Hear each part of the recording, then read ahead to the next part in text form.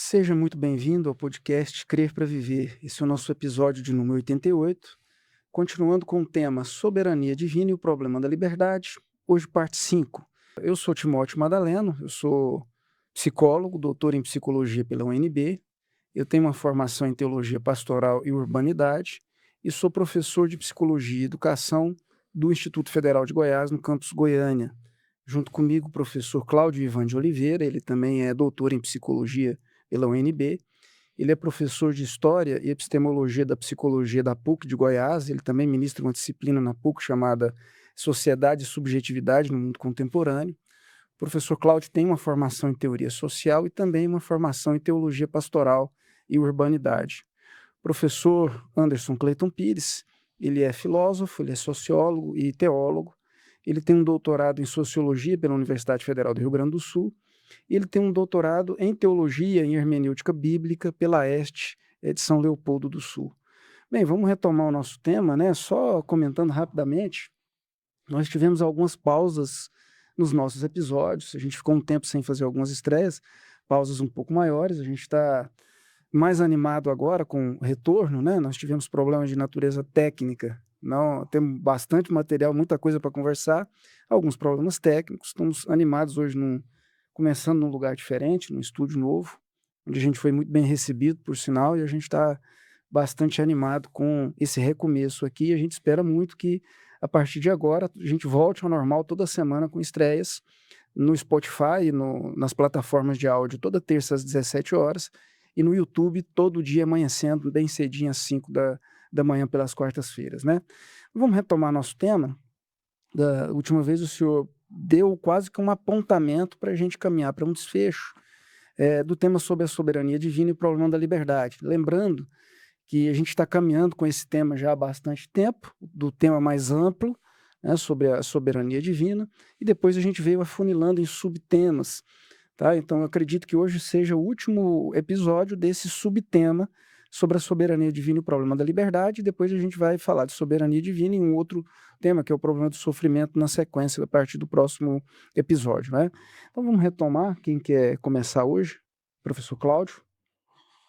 Professor, se eu conseguir capturar um ponto muito esclarecedor da sua interpretação, e aqui vai uma pergunta para o senhor esclarecer se está correta a minha leitura, na relação entre liberdade e providência,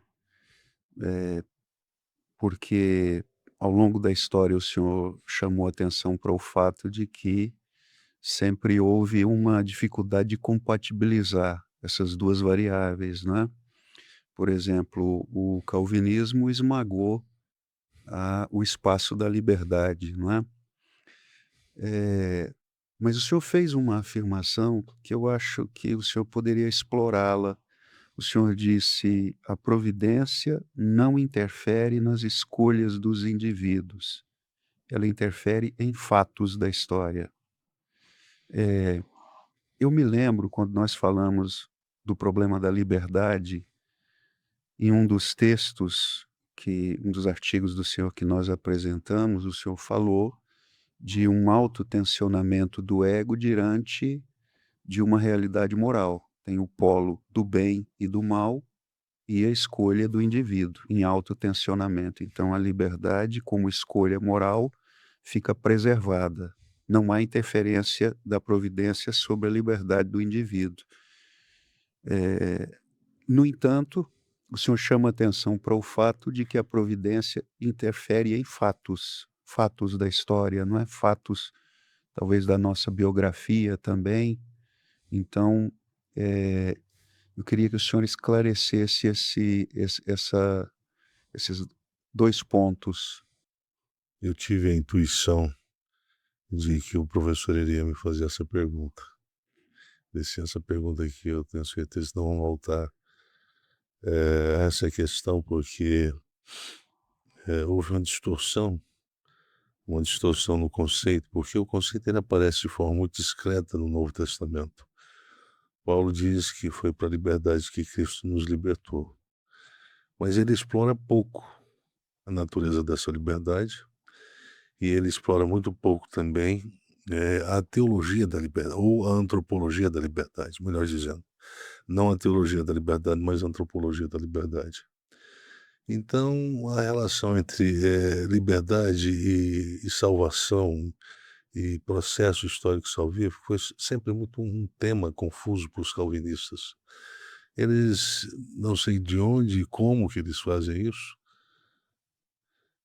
mas eles tentam associar a integridade da liberdade a algum tipo de recompensa da parte de Deus, da providência, uma recompensa vindo da parte de Deus em relação à preservação da integridade da liberdade. Se o homem consegue, porque a liberdade ela é íntegra antes da queda e ela se torna uma liberdade inexistente depois da queda. O conceito de total depravação esmaga completamente a integridade da liberdade, tanto da liberdade do ponto de vista ontológico, quanto da liberdade do ponto de vista psicológico, porque quando eu falo do aspecto psicológico da liberdade, eu estou me reportando à vontade. E para o calvinismo, a vontade ela tem uma dimensão ambivalente. Portanto, ela opera, nessa perspectiva da ambivalência, ela opera contra a própria liberdade. A vontade ambivalente opera contra a própria liberdade, fazendo com que as escolhas sejam sempre escolhas para o mal e não para o bem. Isso é muito confuso, né? Muito confuso, e quando toca-se do ponto de vista da correlação liberdade e soberania, aí o problema fica mais complicado, porque o conceito de liberdade também já foi associado a Deus. E eu não vejo espaço, eu não vejo sentido, eu não vejo motivos para se criar uma dificuldade tão grande para se entender esses dois temas.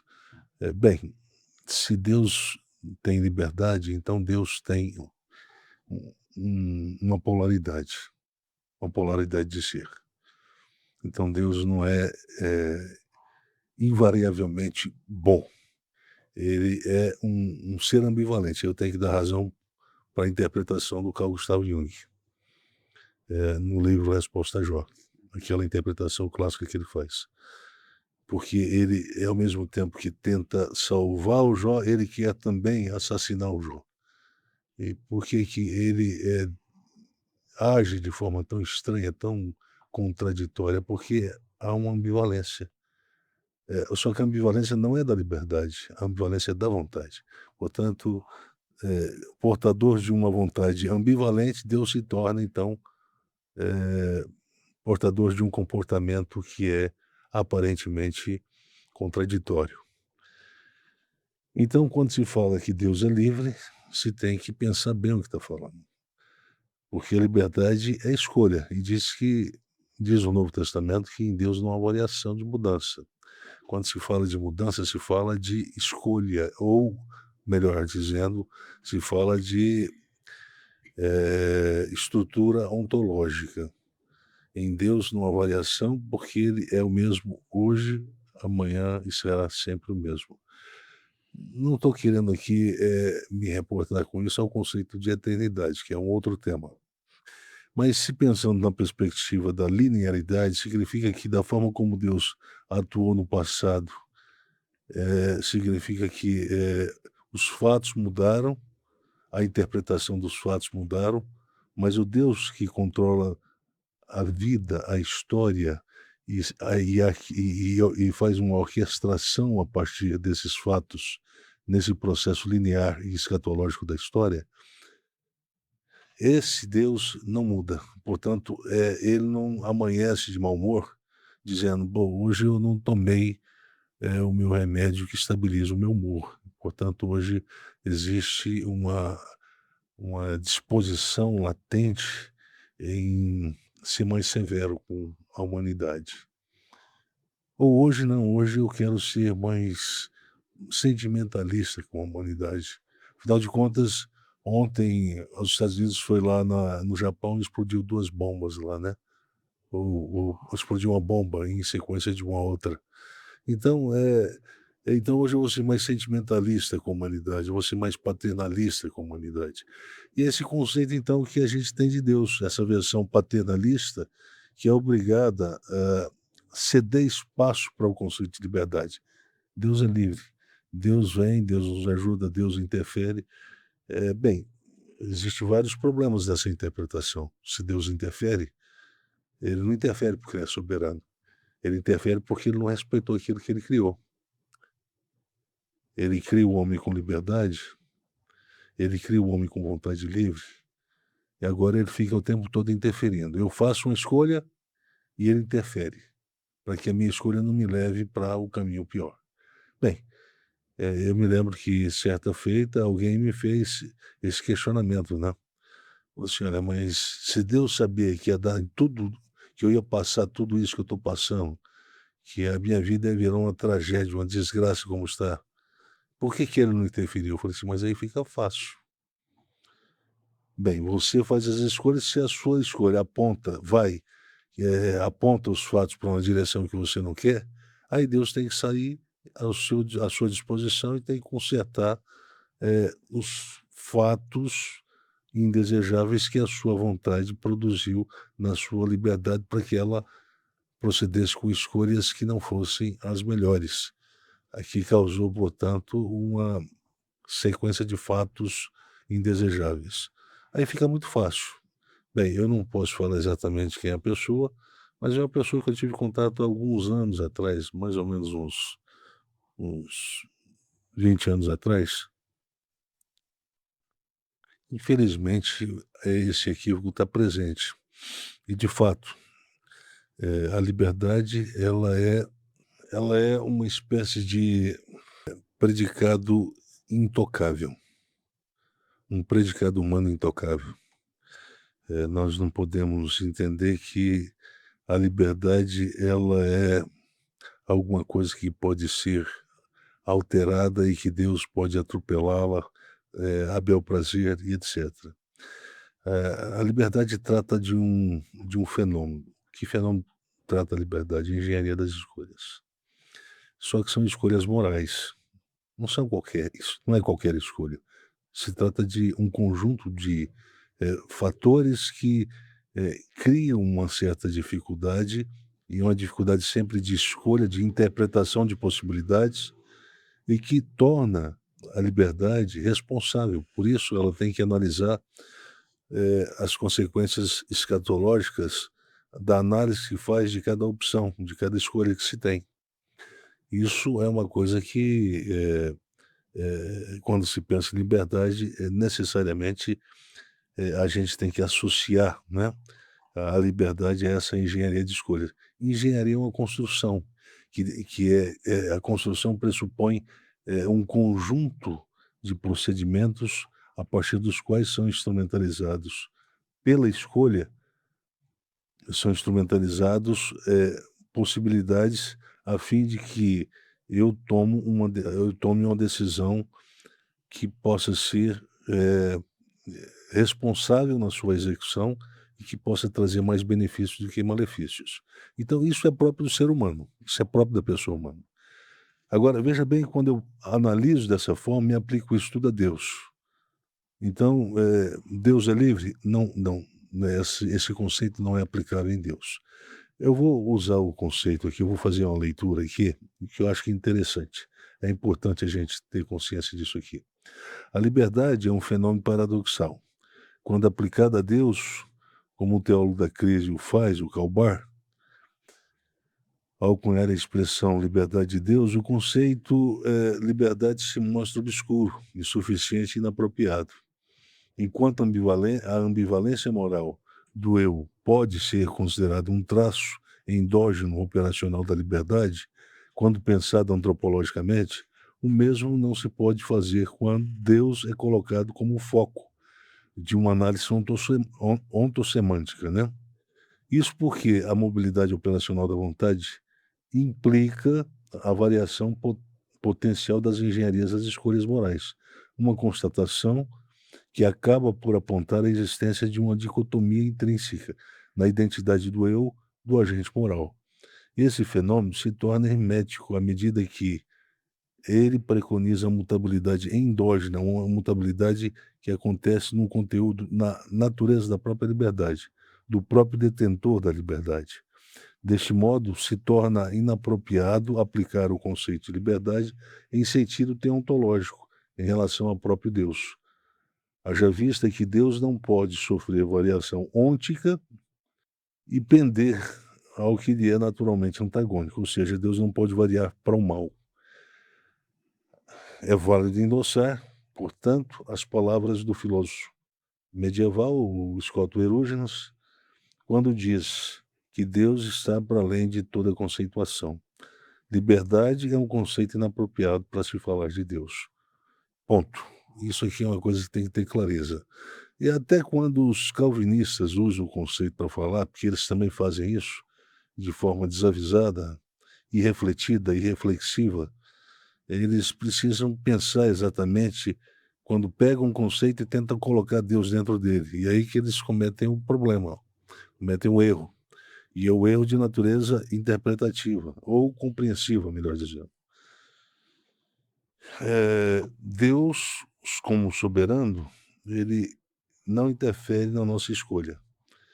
Não significa que os fatos que vão ser produzidos a partir da nossa escolha vão mudar a direção escatológica da história, que é dirigida de forma soberana por Deus. Eu usei eu usei a metáfora do imã, há algum tempo atrás. Então, Hegel estava tentando preservar a liberdade quando ele usou a teoria do antagonismo, a tese e a antítese, e a síntese. A dialética, ela pretende preservar a integridade da liberdade, porque a liberdade não muda, mas ela também não compromete a integridade da soberania divina. Quando Pannenberg usa o conceito que Deus é o Senhor do futuro, é um conceito aparentemente simples de dizer, mas o que significa Senhor do futuro?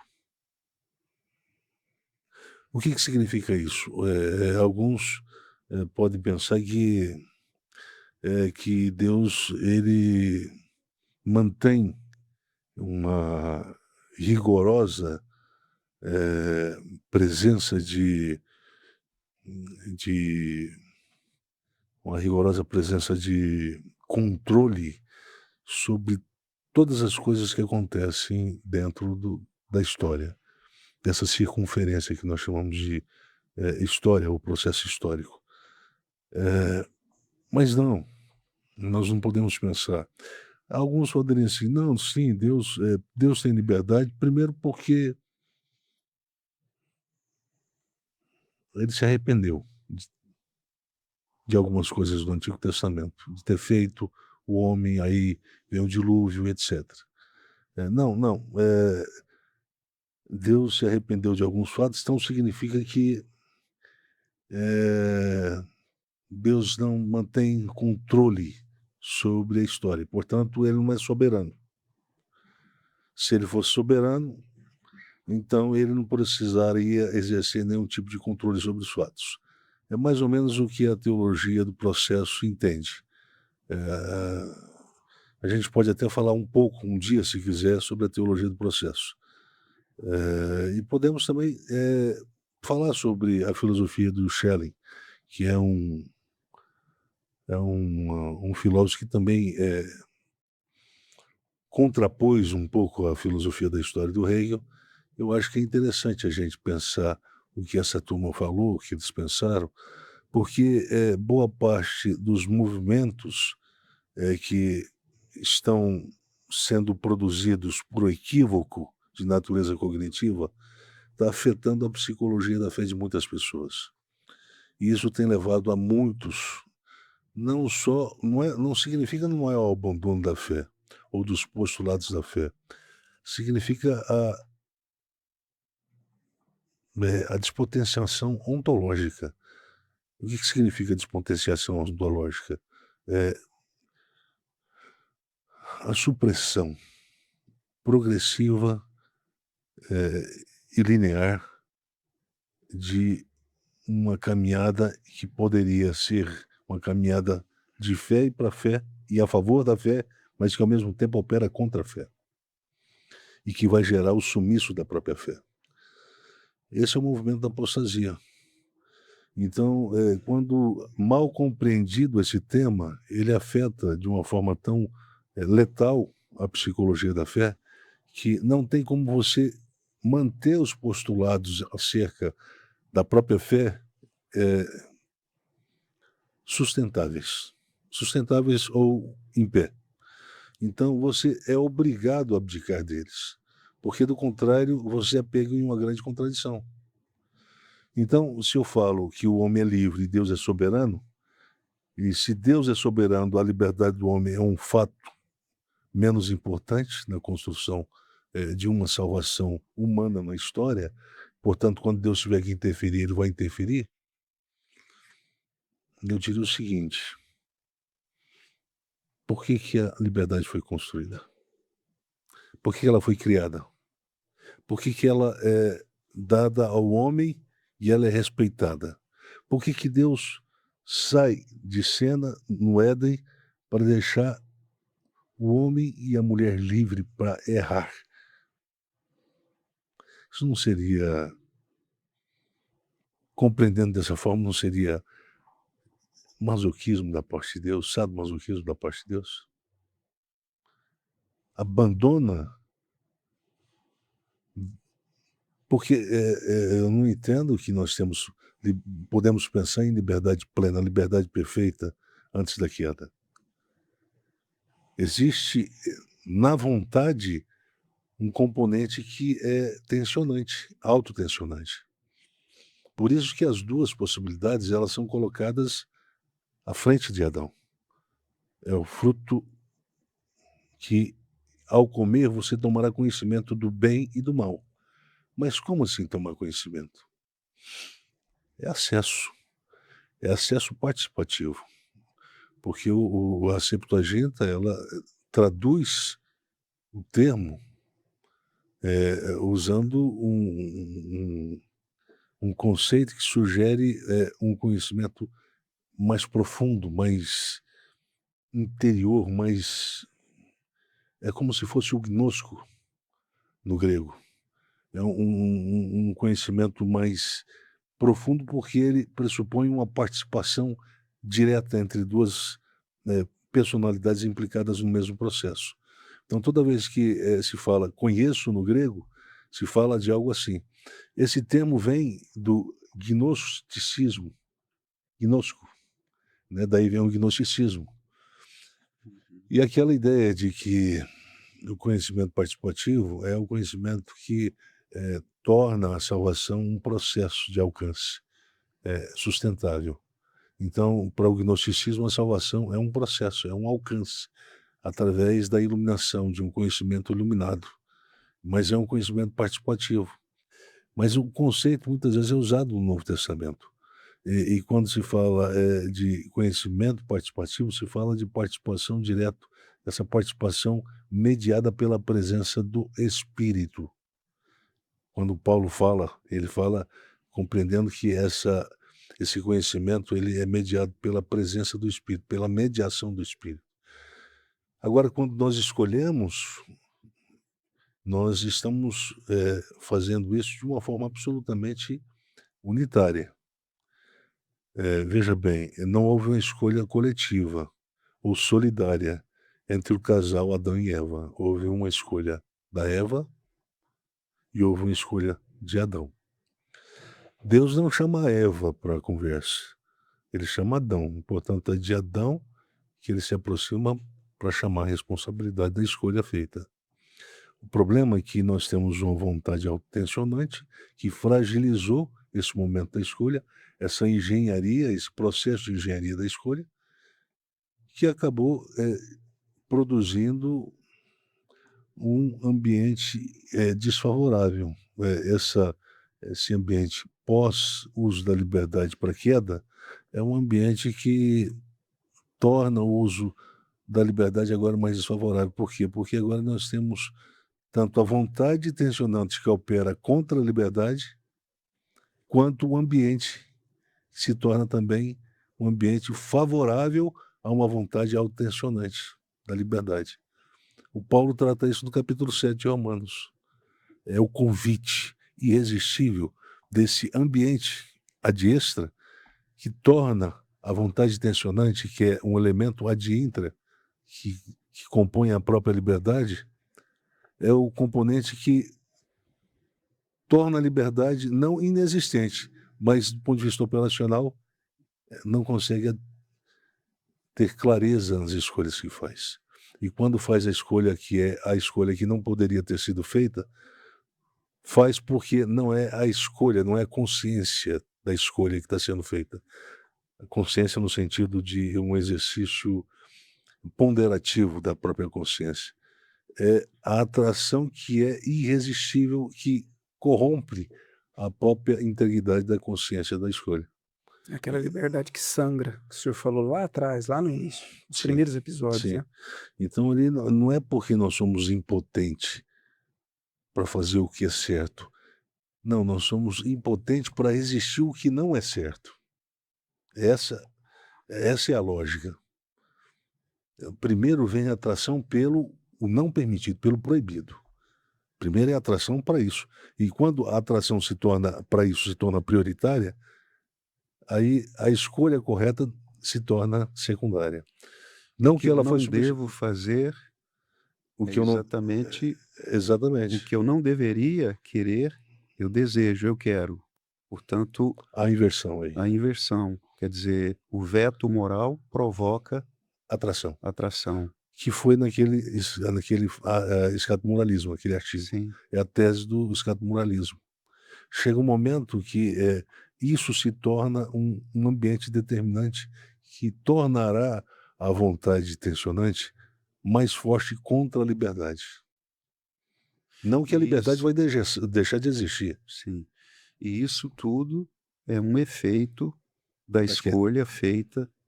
Portanto, veja só, relacionando com o que o senhor disse, Deus não interferiu no momento da escolha feita por Adão. A escolha feita por Adão provoca efeitos deletérios sobre a história, sobre toda a nossa história. No entanto, esses efeitos deletérios da escolha de Adão não são capazes de inviabilizar o movimento providente da história para redirecionar a história não na direção da morte, mas da vida. Então, as duas coisas ficaram preservadas, a ação da providência e a liberdade. Note bem que não houve ali um veredito contra a história humana. Quer dizer, quando se fala de história humana, nós estamos situando a história com princípio, meio e fim.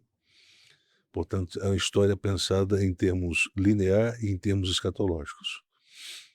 Não é pontilhar. Existe sentido para os fatos. Uhum. Sentido é que dá aos fatos uma unidade que eles não têm em si. Essa unidade é a unidade de significado, é a unidade de operação. A operação ela entra em ação porque há unidade de significado, porque os fatos estão entendendo que existe um telos interior, conduzindo mesmo as contradições, os fatos contraditórios para um escatom. Não há, então, um desfecho na história. E, portanto, não interesse o que vai acontecer como desfecho ou consequências de uma escolha, seja ela para o bem ou seja ela para o mal. Uhum. Todas elas, para o bem ou para o mal, vão harmonicamente, é uma orquestração que só a providência pode realizar. Ela pode reconciliar o tético com o antitético. Ela pode, de uma forma que nós não conseguimos entender. Uhum. Nós não temos faculdade, competência, inteligência suficiente para entender esse movimento absolutamente misterioso da providência.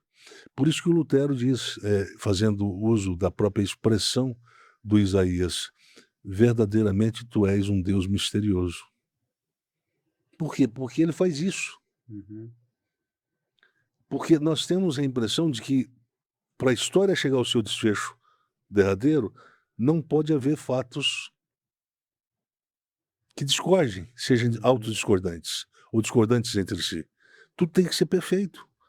Não pode haver. O pecado tira essa unidade dos fatos. Deus não atua na liberdade, porém, ele é soberano sobre os fatos, sobre a história. Entendeu a diferença, professor? Sim. Entendeu a diferença? Os fatos são separados da escolha. São produzidos, são consequências das escolhas.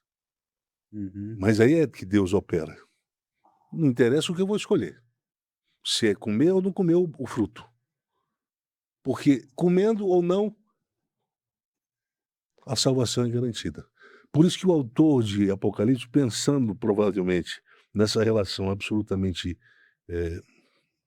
obliterante, complexa do movimento da providência, diz que o cordeiro foi imolado. Bem, imolado no sentido de que a ressurreição já era um destino de uma história que começou para ter um fim. A história tem um fim na morte. E a ressurreição é a prolepse de uma nova história, de um novo fim. Ali acontece um fim, mas não é o fim do fim. É o fim que inicia um novo processo, que vai desembocar na ressurreição dos santos. E aí nós temos, então, o sentido da própria ressurreição. Veja bem, agora na ressurreição nós temos o corpo perfeito. Se é que pode dizer o corpo perfeito? Eu acho que o perfeito é um conceito pequeno para a grandeza da criação, que é o corpo da ressurreição. Uhum. Quando se fala em soma pneumático, nós estamos falando de uma coisa difícil de se compreender. Os gregos teriam dificuldade de compreender isso, por isso eles diziam, olha, isso aí, essa doutrina nós não aceitamos, porque tudo que é espiritual é bom, mas tudo que é material é ruim. É aquela dicotomia, aquele dualismo ontológico da filosofia grega. Então, se tudo que é material é mal, não pode haver redenção para o material. E vocês estão falando de corpo espiritual?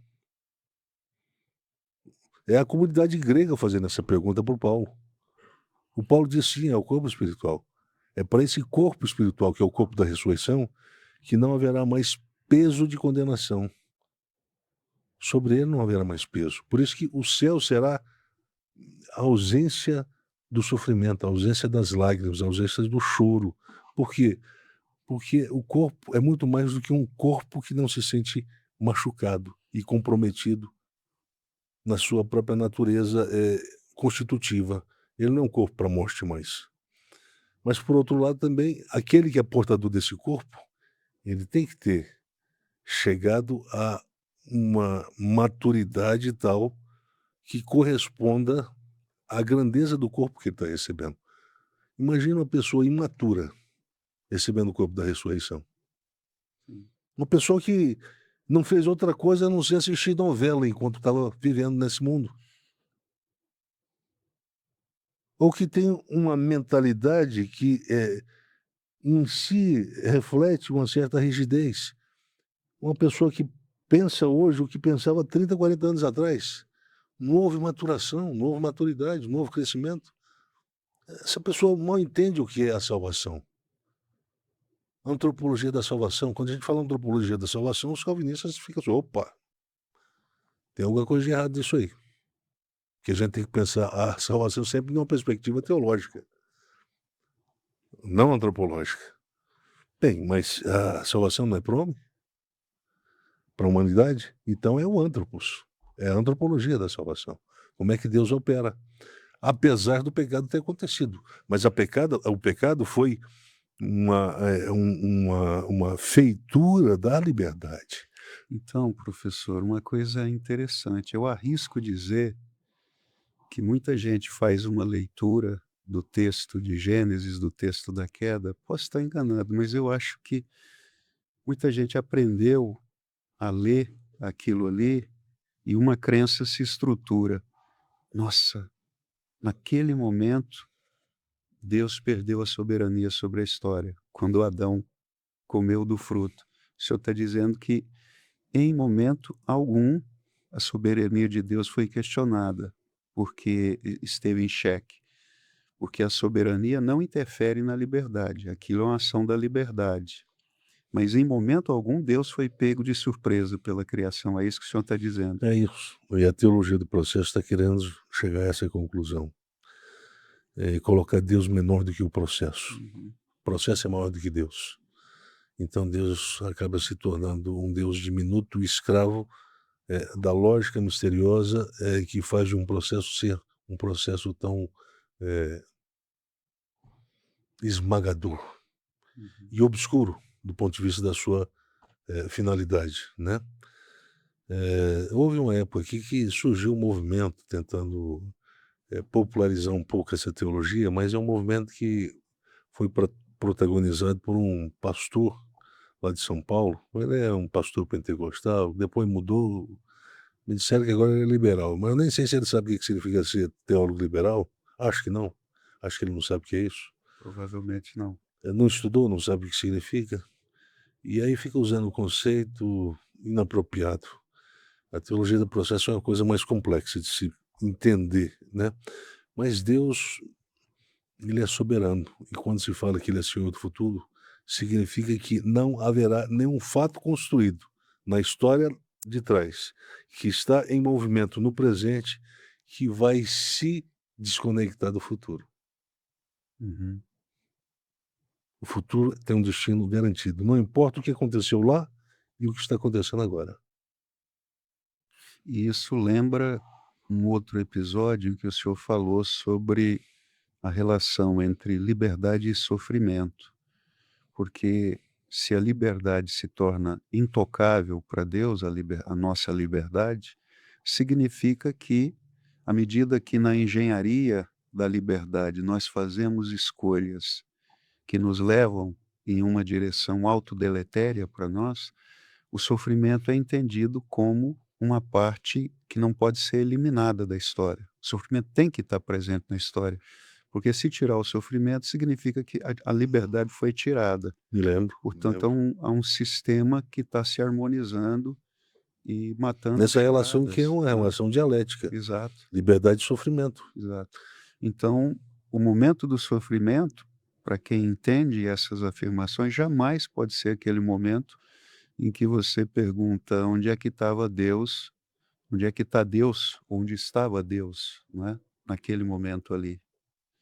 No momento da escolha, Deus não está presente. Uhum. Alguém vai dizer, não, mas Deus está presente sempre, em todo lugar. Sim. Na hora que o Adão resolveu escolher para comer o fruto, Deus estava presente? Se Deus estivesse presente, a presença de Deus ia coagir a escolha do Adão. Sim. Se toda vez que a gente Seria for quase que escolher, o superego freudiano ali, né? seria, se toda vez que a gente tiver que escolher, Deus estiver aqui aproximando da gente e falar assim, cuidado. A gente vai falar assim, não, então, se Deus está falando, é melhor a gente... Não, nunca vamos fazer escolha. Uhum. Aí acabou a liberdade. Acabou a liberdade. Não existe liberdade. Então, tudo isso que o senhor está dizendo, eu sei que há ouvintes que acompanham há mais tempo, eu sei que há pessoas que chegaram, talvez agora, estão tentando entender o que a gente está fazendo aqui. A intenção do senhor é muito mais do que fazer um exercício teológico. A gente falou isso algumas vezes, eu não falei hoje no início, fazer um exercício teológico ou filosófico sobre esses temas. O senhor está preocupado na forma como isso toca a pessoa que está escutando a gente, né? Ou seja, que implicações éticas isso pode ter e até psicológicas, né, para a pessoa, quando ela compreende corretamente esses conceitos. Essa é a preocupação. Nós tivemos um seminário acadêmico, para quem está nos vendo e nos ouvindo agora, sábado passado. Amanhã vai fazer uma semana, né? E nesse seminário acadêmico, nós tentamos estabelecer uma relação de nexo entre o declínio, o crepúsculo da moralidade e o surgimento de novas psicopatologias no mundo pós-ético. Então, a esse fenômeno nós enquadramos no conceito pato-normativismo. O conceito pato-normativismo é um conceito que sugere um espírito do tempo, o Zeitgeist, que o alemão fala. O conceito de panormatividade é uma condição estruturante, porque estabelece um modo de operar das pessoas que não consegue sair daquele enquadramento imposto pela própria condição. Expresso na palavra do próprio Carl Gustav Jung: mostra-me um são que eu curarei. Significa que, para o mundo de Carl Gustav Jung, não existe a possibilidade de existir pessoas, eu estou falando da forma errada, não existe a possibilidade de pessoas sadias existirem. Só doentes podem existir nesse mundo criado por ele. Será que é o que Jesus está dizendo? Os sãos não precisam de médicos? Será que Jesus está enquadrando, está fazendo uma leitura mais ou menos próxima que Jung faz? Será que o mundo pensado por Jesus é um mundo só de doentes?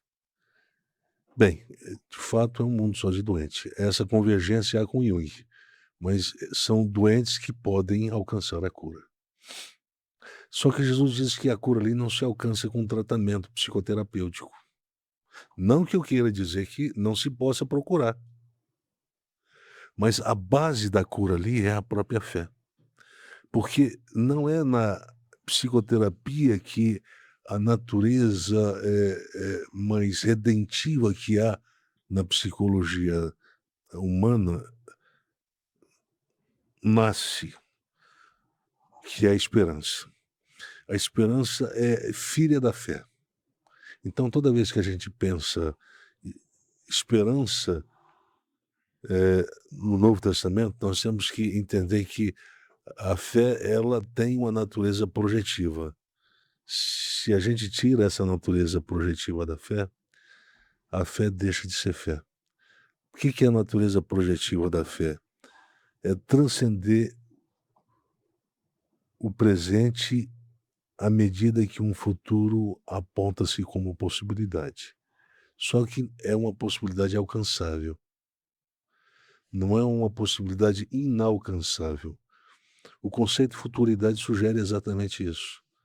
Futuridade é uma possibilidade alcançada pelo, eu diria, pelo o movimento que essa construção da fé, que essa engenharia da fé produz na interioridade humana. A pessoa que é portadora de fé, não que ela seja uma pessoa protegida da possibilidade de se adoecer ou de ter uma doença como a depressão. E aí eu pensei exatamente na pessoa de depressão, a pessoa portadora de depressão. Porque eu entendo que hoje o nosso principal interlocutor não é o ateu. Nós não estamos aqui para conversar com o ateu. Nós estamos aqui para conversar sempre com a pessoa que está um pé do lado de cá e um pé do lado de lá da depressão. Estou usando essa expressão para as pessoas mais simples entenderem. É uma que já está deprimida, mas ainda não entrou num processo mais severo da depressão, no estado mais severo da depressão, mas já está. E é por quê? É porque ela se tornou vítima de fatos que tiveram desfecho ruim. Não é isso. A fé, ela vai se despotenciando, ela vai se adoecendo. E à medida que ela vai se adoecendo, ela vai perdendo a sua natureza projetiva. Essa é uma relação lógica. Para quem estudou lógica na vida, sabe que quando se fala da esperança como filha da fé, nós estamos dizendo que é da natureza da fé sadia transpor qualquer tipo de obstáculo do presente em direção a um depois de agora. Uma fé adoecida é uma fé É uma sem fé que se esperança. limita. É uma fé que não consegue transpor o obstáculo que é o próprio presente. O próprio presente se torna um obstáculo. E quando eu falo presente, eu falo de situações estruturadas no presente.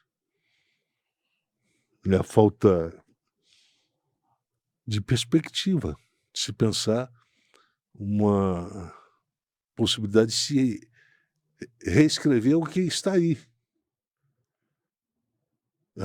Quando a coisa está muito complicada, a gente, dá o título para essa coisa que está muito complicada. A minha vida está uma porcaria, a minha vida está um inferno. A gente dá nome para isso. Olha, eu estou numa situação que não tem jeito. E as pessoas, elas começam a associar as situações ao fato de olha aí, olha a complicação.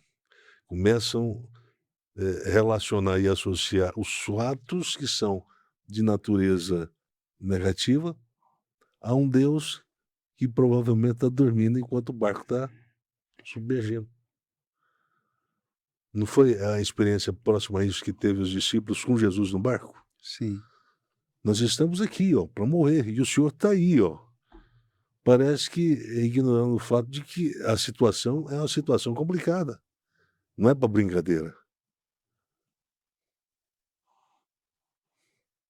É como se a soberania estivesse em xeque ali, naquela situação que Jesus dormia, descansava.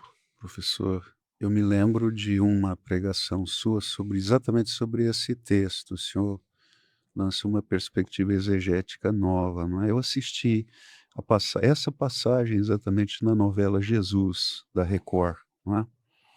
Então, há um momento em que Jesus chama os discípulos e diz: "Homens de pequena fé", não é? Porque sois tímidos. E quando eles chegam à margem, os discípulos, eles tentam entender por que ele não chamou homens de pequena fé, não é? E a interpretação deles vai exatamente na direção da confissão positiva. Eles disseram: "Acho que ele queria dizer que nós devemos usar a fé para reverter as condições negativas que se colocam para nós". E a interpretação que o senhor fez desse texto, na pregação que o senhor fez alguns anos atrás, era outra, não é? A ausência de fé ali significou que eles foram abatidos pelo fato negativo de que o barco estava em solavanco, não é? Mas, a fé foi abatida à medida que ela fica doente. A confiança fica comprometida, não é? Então, sempre quando a gente associa Deus com fatos, a gente tem que responsabilizar Deus, porque é como se Deus tivesse criado os fatos. Eu acho que a pergunta do professor Cláudio vai para essa direção. É como se os fatos não fossem consequência das escolhas feitas pela pessoa humana. A pessoa humana é ela que é portadora da liberdade. Ela é plenamente portadora. Ela é legitimamente portadora da liberdade. Os demônios não têm liberdade. Os anjos escolhidos não têm liberdade. E Deus não tem liberdade. Isso é uma prerrogativa do homem. Por causa dessa prerrogativa liberdade, é que o bem e o mal se tornou possibilidade. Para a vontade livre, que haveria de fazer uma escolha. Ali não é Deus que está sendo condenado na escolha de Adão.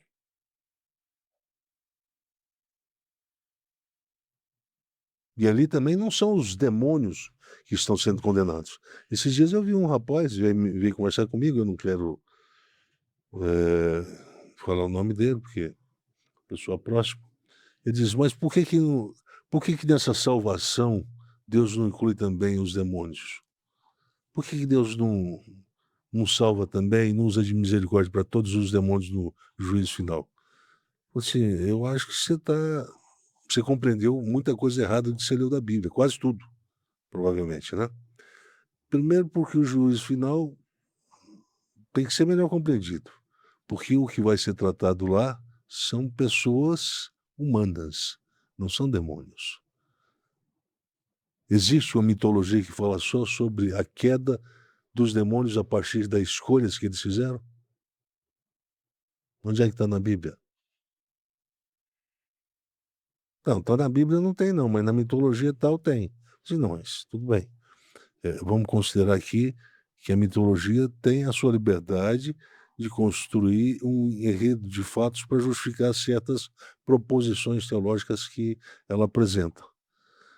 No entanto, do ponto de vista da história da fé cristã, nós temos um Deus que é soberanamente vivo, e ele, por ser um Deus de vivos, ele não julga demônios, mas julga pessoas.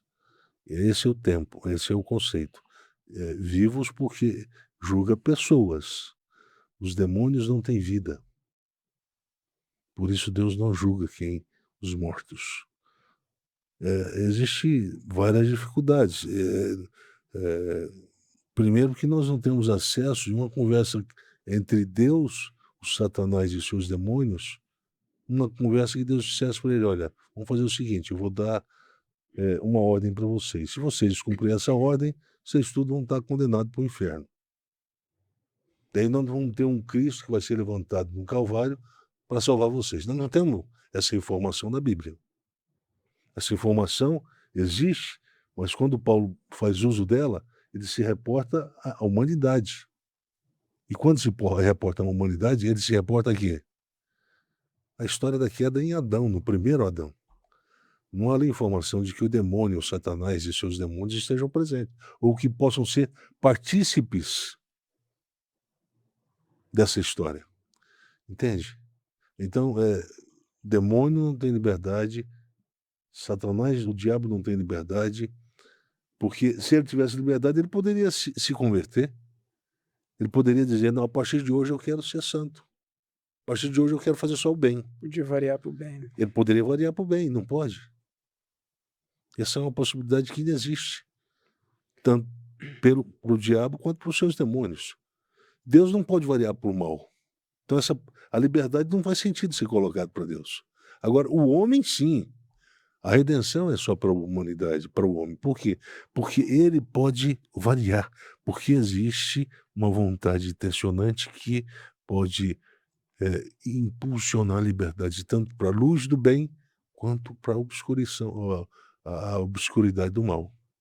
Portanto, ele pode fazer a escolha. Você quer a luz? Escolha o bem. Você quer as trevas? Escolha o bem. Esse é o sentido da lei no Antigo Testamento. Essa antropologia dualista, ela não está no Novo Testamento. Mas, ao mesmo tempo, Paulo fala sobre os frutos da carne, os frutos do Espírito. Obviamente que ali ele está falando de um tema que está correlacionado a esse que a gente está falando, mas talvez a gente não esteja diretamente correlacionado ao tema principal que nós estamos falando hoje. Acho que o que gera o problema para a psicologia humana hoje, nos dias de hoje, é interpretar corretamente o sentido. Preste atenção, você que está nos ouvindo, não esqueça esse termo, o sentido dos fatos. Existe uma promessa de redenção no final. Existe essa promessa, independente dos movimentos aparentemente contraditórios que acontecem dentro desse espaço, dessa circunferência em que tanto o bem quanto o mal parece manter uma relação de diálogo.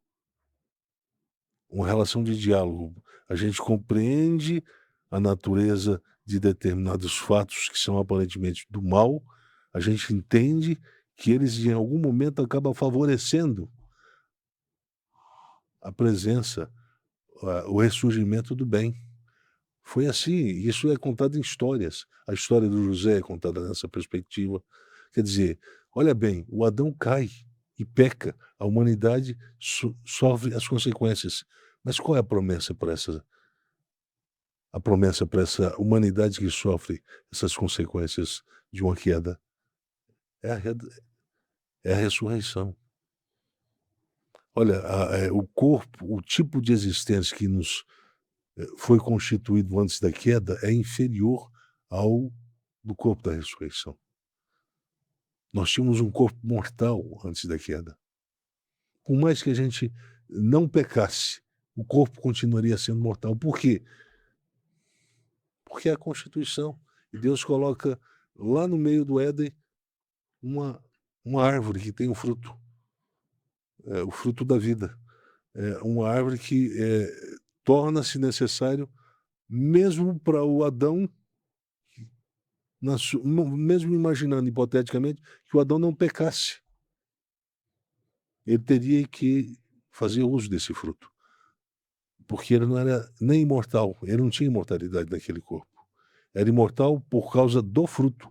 Agora, olha bem, e pensando a vida na perspectiva de alguma coisa que vai muito além dessa dimensão meio que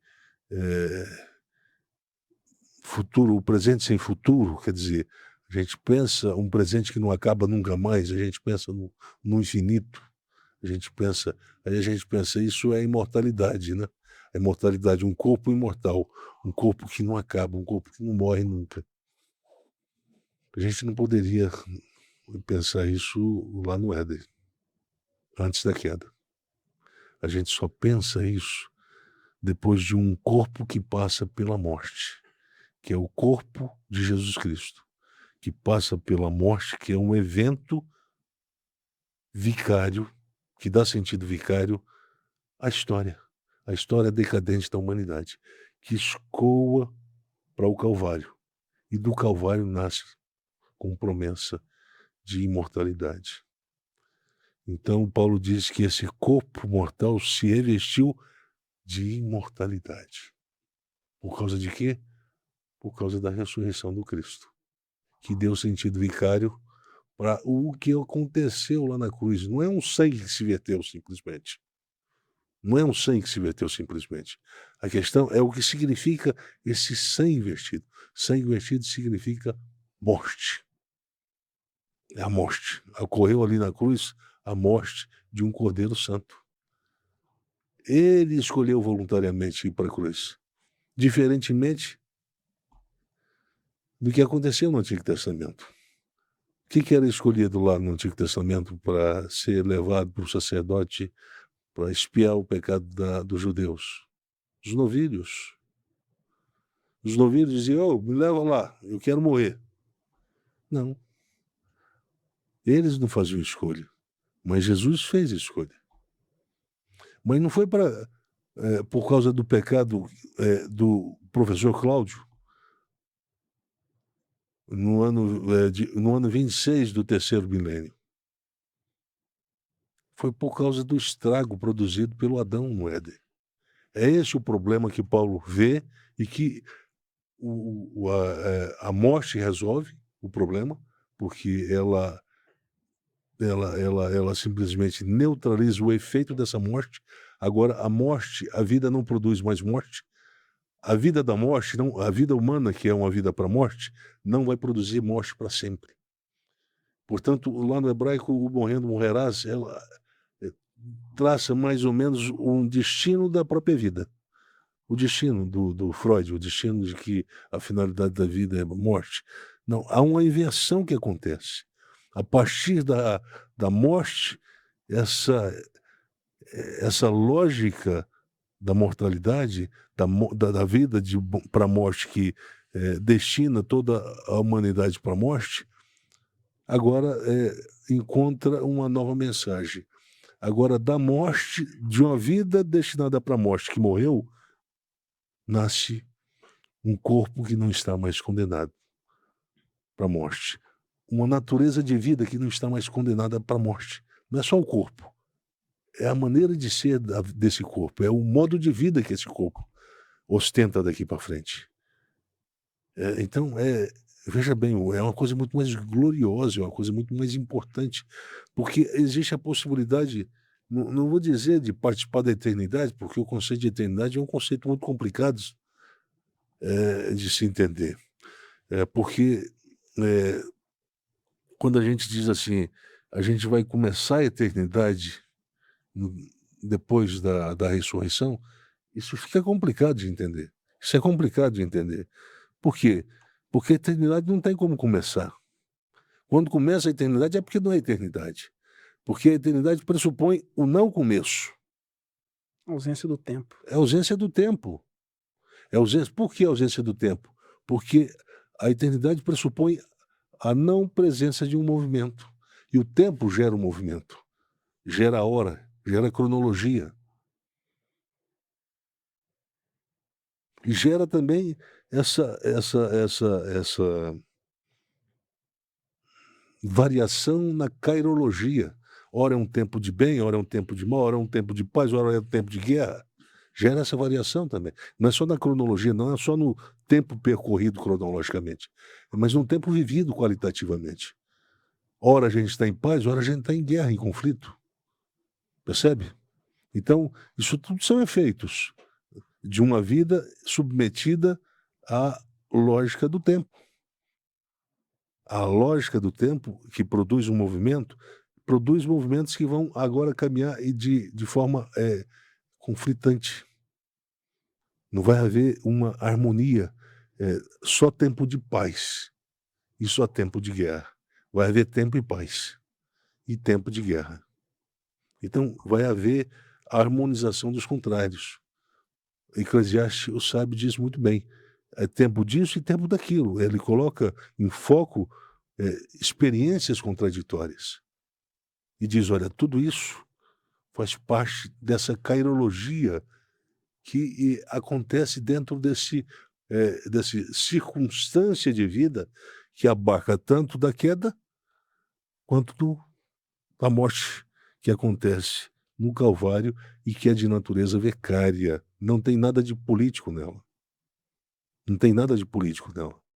Então, isso tudo que o senhor está falando, eu estou pensando na liberdade, que é o tema. E aí eu fiquei lembrando do seu texto, né, da teoria do sistema de estruturação de crença. Quando a gente vai lendo, a gente chega lá no finalzinho mesmo, o conceito de liberdade ali aparece como uma finalidade terapêutica, né, porque ele diz, se há liberdade, é possível fazer escolhas para sair de uma condição na qual você está preso para uma condição melhor, da doença para a cura, do contingenciamento para o descontingenciamento. No não tem sempre um sim insinuado, né, que o senhor diz ali. E aí eu estou pensando, a aplicação disso a essa condição em que uma morte, uma ressurreição abre uma porta, mas eu preciso escolher entrar por ela ou não. Tentando conectar isso com o conceito de conversão que a gente trabalhou lá atrás. Estou tentando amarrar um pouco a teia, né, do podcast, do que a gente fez nesses últimos 3 anos aí. Sim, a conversão é o conceito mais terapêutico que é apresentado pelo Novo Testamento. E o conceito de liberdade está embutido nele aí, certo? Sim, é conversão porque existe liberdade. E aí é difícil os calvinistas explicarem isso. Se o homem é totalmente depravado, ele diz, não, mas a salvação é uma dádiva de Deus. Sim, se é uma dádiva de Deus e só uma dádiva de Deus, e não há participação da minha liberdade nisso, então, vem cá, como é que fica a questão da escolha? E por que a gente tem que anunciar o evangelho? Por que nós temos que anunciar o evangelho? Por que a necessidade de ouvir o evangelho e crer nesse evangelho? Tudo isso são movimentos que denunciam a sobriedade da fé, de uma liberdade humana. Então, sobriedade da fé de uma liberdade humana. Deixa eu dizer uma coisa, para quem está nos ouvindo agora, nesse momento. Se você fechar todas as possibilidades para o futuro e tentar culpar Deus pela razão de ter fechado todas essas possibilidades, então a notícia é ruim para você. Ela não é uma notícia ruim para Deus, é uma notícia ruim para você. Deus não é responsável pela incidência de fatos ruins na sua vida. Eles acontecem. Certa vez os discípulos de Jesus fizeram uma pergunta para ele. Eles viram uma pessoa em condições absolutamente determinista, uma condição que não tinha como uma pessoa se ver livre dela por si só, e tenta culpar tenta identificar uma causa, né? O que aconteceu para que essa pessoa se encontrasse nessa condição de agora? Foram os pais ou foi ele que cometeu algum tipo de erro? Sim, porque a relação de causa e efeito ela dá explicação. Dá explicação quando a gente não tem no horizonte compreensivo do problema esse conceito de soberania de Deus, a ação de Deus que atua sobre fatos e não sobre a liberdade. Veja bem, Jesus responde: não foi nem por causa do que os pais fizeram, nem por causa do que ele fez. Mas todas as coisas que trouxeram essa pessoa a estar exatamente nesse fato, nessa condição que ela está agora, todas as coisas que aconteceram foram necessárias para que a redenção do corpo se realizasse agora. Ali é um fato, é uma decisão entre espaços, uma decisão entre aspas, né? Mas é uma irrupção da soberania de Deus. É como se fosse aquelas águas perturbadas, né? Em algum momento elas escapolem e atingem a pessoa, e com aquele fato de atingir a pessoa acaba sendo curada por isso. Foi exatamente isso, foi a presença do reino de Deus que passou por aquele indivíduo naquele dia, independente da sua história, da sua contingência. Jesus diz: não, não, tudo foi necessário para que eu parasse aqui, para que eu visse esse rapaz, para que eu curasse esse rapaz. Porque se ele não tivesse doente, não teria possibilidade de cura. Se todas as coisas não tivessem colocado ele naquele estado, não haveria manifestação de cura como manifestação da graça e do reino de Deus sobre a vida dele. Então a gente questiona para complexificar o nosso futuro, para dizer, não, não há redenção para a gente. O deprimido, ele olha para o futuro sem esperança de redenção. Porque ele criou uma tese contra o futuro, a favor da depressão, de que ele se tornou vítima de fatos que vieram do passado, que foram dialogando até chegar a um presente que mais desfavorece a natureza transcendente da própria fé, que é a sua projeção, a sua esperança, a esperança da fé, que tem o elemento terapêutico por trás. Afinal de contas, por que é importante ter esperança? Porque quando se tem esperança, a possibilidade da cura acontecer no futuro, no momento, no instante depois do agora, se torna factível. Do contrário, não. Porque se a psicoterapia tivesse poder para curar todos os depressivos, todos estariam curados. E se a psiquiatria tivesse esse mesmo poder, com o seu tratamento medicamentoso, não haveria mais depressivos no mundo. Na verdade, o que a psiquiatria ajuda é administrar sintomas, ela não cura a depressão. Portanto, eu lembro daquele pastor que falou, olha, o problema da depressão é um problema de natureza neuropsíquica. É uma inflamação, blá, blá, blá. Pode dar a explicação que quiser. Não, no dia que, de fato, uma pessoa compreender exatamente o que significa se entregar para a esperança da fé, tomará consciência de que isso tem um poder terapêutico de mobilizar, provocar movimento aqui na cabeça do depressivo. Ele vai conseguir, das tumbas escuras, ele vai conseguir sair de lá e voltar para a luz do sol e enxergar um futuro a partir do agora. É assim, a fé cristã lida dessa forma. Se alguém quer dizer para mim, não, mas isso é muito fácil. Parece que não. Se fosse fácil, não havia depressivo no mundo. É difícil, sobretudo numa sociedade ateizante, como a gente vem dizendo. Sim, sim. Agora preste atenção, você que está nos ouvindo aqui. Eu tenho aqui 2 psicólogos comigo.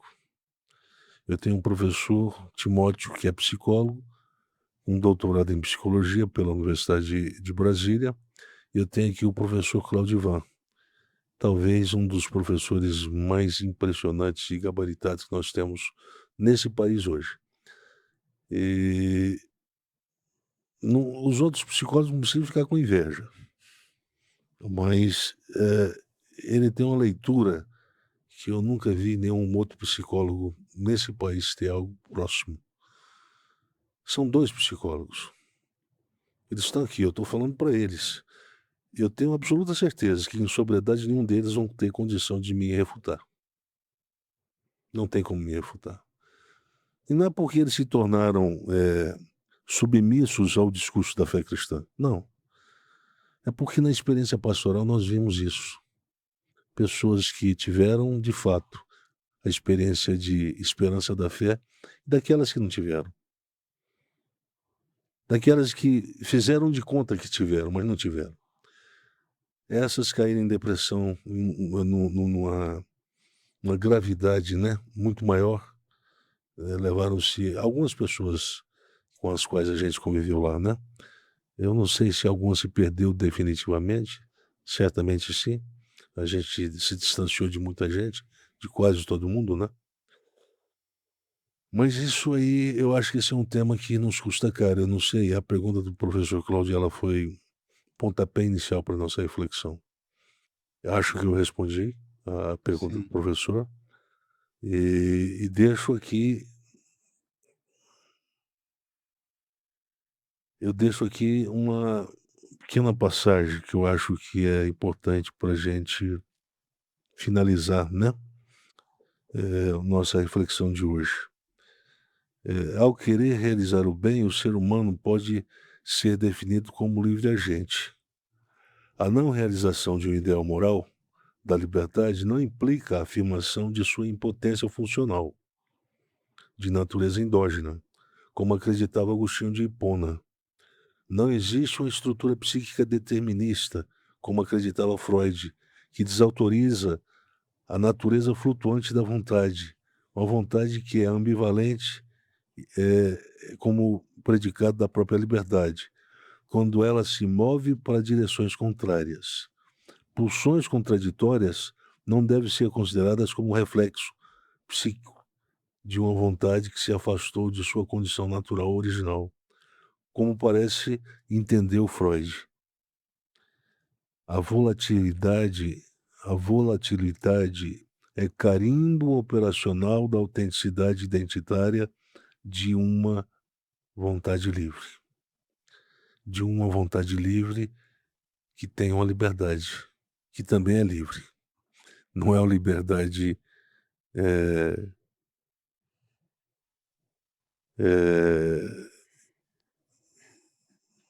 disfuncional, né? Esse texto que eu estou lendo aqui, na verdade, me parece que ele foi publicado num jornal, não foi? Qual que é o título dele? Eu acho que foi sim. O Paradoxo Funcional da Liberdade. Acredito que tenha sido publicado na Gazeta do Povo, que Gazeta esteja do entre, Povo. né? Foram alguns sobre Tá. a liberdade. Então, para quem está nos ouvindo e quiser ler o texto na sua completude, né? Na sua integralidade, visita lá o jornal Gazeta do Povo. Eu vou anotar para me lembrar de inserir na descrição ou num comentário fixado do vídeo no YouTube. Tá. Então, tem esses e vários outros artigos nossos lá, para quem quiser conhecer, tá? Nós lançamos vários artigos com o tema da liberdade e ainda temos vários outros para enviar, né? É um tema realmente importante, é um tema necessário, fundamental. É um tema que tem que ir para os púlpitos das comunidades. As pessoas precisam entender mais sobre esse tema, liberdade. Mas eu digo o seguinte, para quem quiser falar sobre liberdade, estude muito sobre liberdade. Estude alguns anos sobre a liberdade. Não estuda alguns dias e nem algumas semanas, não.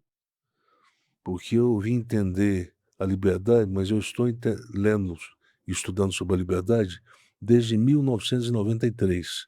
Vê quanto tempo tem isso aí. O penhor da liberdade. Penhor da liberdade. Esse é o artigo que o senhor escreveu na década Você de teve 90. acesso a ele, né? Sim. São 33 93. anos. 33 anos. Então, não pense que vocês vão entender esse tema em semanas, em dias, em semanas, ou em 1 ano, 2 anos, não. Isso leva tempo. Levou muito tempo. Eu tive que amadurecer muitas teorias aqui na cabeça. Eu tive que colocá-las em choque. Eu tive que viver muita experiência. Eu tive que pensar experiências vividas. Então, não é uma coisa que acontece assim, da noite para o dia. Então, eu estou facilitando para quem não tem tempo mais de esperar muitos anos, 33 anos, para falar sobre o tema, eu estou facilitando com essa reflexão, mas confesso que a linguagem não é uma linguagem simples. Portanto, quem tiver interesse em ler vai ter que fazer um esforço compreensivo, porque é uma linguagem bem construída, porque é uma linguagem cheia de conceitos, construções de conceitos, que são conceitos que pretendem tornar mais preciso a relação entre o pensado e o vivido, né? Entre aquilo que nós pensamos e aquilo que nós vivemos na realidade. Portanto, às vezes a gente tem que construir uma linguagem mais difícil, uma linguagem um pouquinho mais complexa, mas infelizmente isso não significa que o texto não possa ser compreendido. Infelizmente não, felizmente isso torna não significa que o texto não possa ser compreendido. O tema liberdade, então, a gente pode dar um desfecho nele hoje para a gente relacionar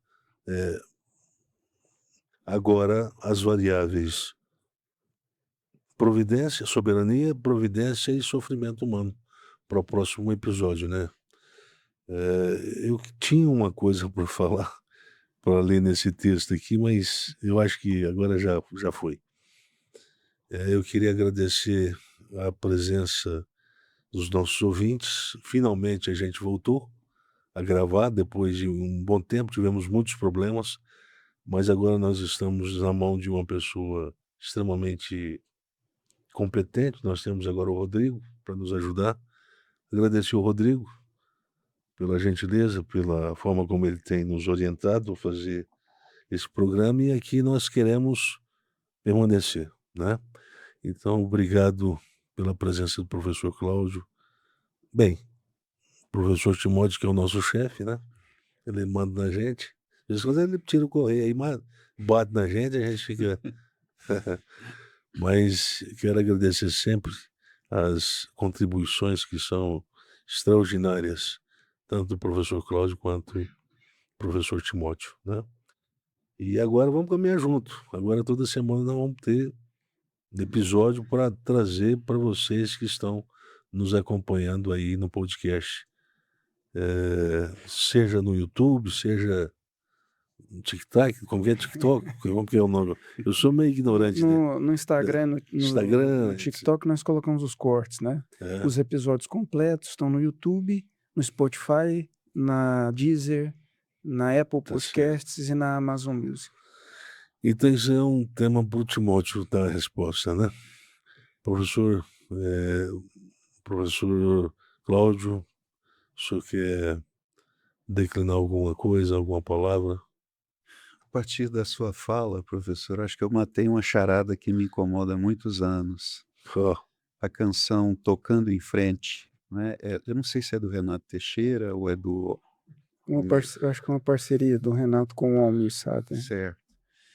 E às vezes eu pego essa letra, essa canção, e peço para os meus alunos fazerem uma análise se aquelas afirmações elas são crenças de natureza, elas produzem crença de natureza alcalina ou oxidante no sistema de crenças dele. Quer dizer, será que ouvir aquela canção produz boas sensações, em algum sentido produz crenças agradáveis, né, terapêuticas, ou é o contrário? E eu noto que, às vezes vai em uma direção e às vezes em outra direção. Mas eu acho que hoje eu consegui fazer uma leitura mais matadora daquela canção, né? Porque ela diz: "Ando devagar, porque já tive pressa, já corri demais". E depois ele vai afirmar a existência de uma dialética na vida, né, ele diz: "Estrada eu sou, pela estrada eu vou". Quer dizer, tem tem a presença da liberdade à medida que ele é sujeito, mas ele caminha por uma estrada também que já está delineada, não é? E depois ele diz: "Um dia a gente chega, o outro vai embora". Então tem a presença do positivo e do negativo na história, não é? Mas eu acho que fazendo a leitura a partir do que o senhor nos disse hoje, eu entendo que a crença que está nessa canção, a crença matricial dessa canção é oxidante. Por que que eu digo isso? Porque ele fala de uma sabedoria de quem entendeu que não adianta correr, que a vida tem o positivo e o negativo, né. No entanto, é uma constatação, que tem um componente deletério para a psicologia humana, à medida que falta, o senhor chamou atenção hoje, o componente do telos, né.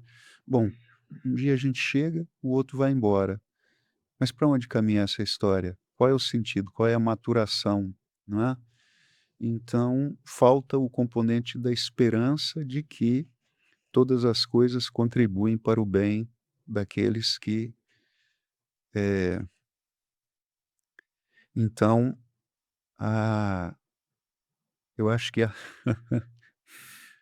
quem pensou a biografia e a história nessa canção, né, eh, não entendeu que eu vou fazer uma afirmação forte aqui, né, muitos vão discordar, mas parece que é para isso que a nossa leitura está caminhando.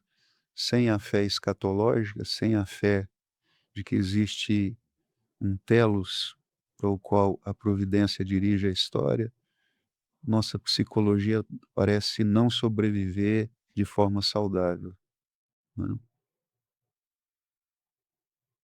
É isso. O senhor encerrou? Sim.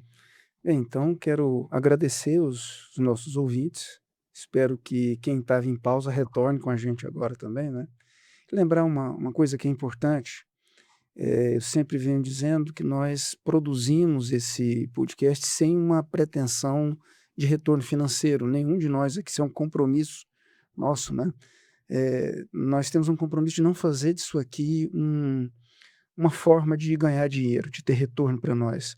Mas isso aqui custa, né, precisa de recursos para a gente gravar, armazenar, divulgar, e isso é importante. Então, se você vê valor no que a gente está fazendo, e a gente entende que a nossa função é tornar claro o evangelho, né, e se você entende que a gente está fazendo isso e você quiser contribuir, entenda que você está contribuindo pura e simplesmente para a nossa produção e divulgação desse conteúdo, e não é para retorno financeiro pessoal de nenhum de nós. Quem quiser contribuir, o Pix do podcast é podcastcrerpraviver@gmail.com. A gente conta com a presença de vocês nos próximos episódios e conto com vocês no episódio 89, né. É isso aí, até lá. Até lá.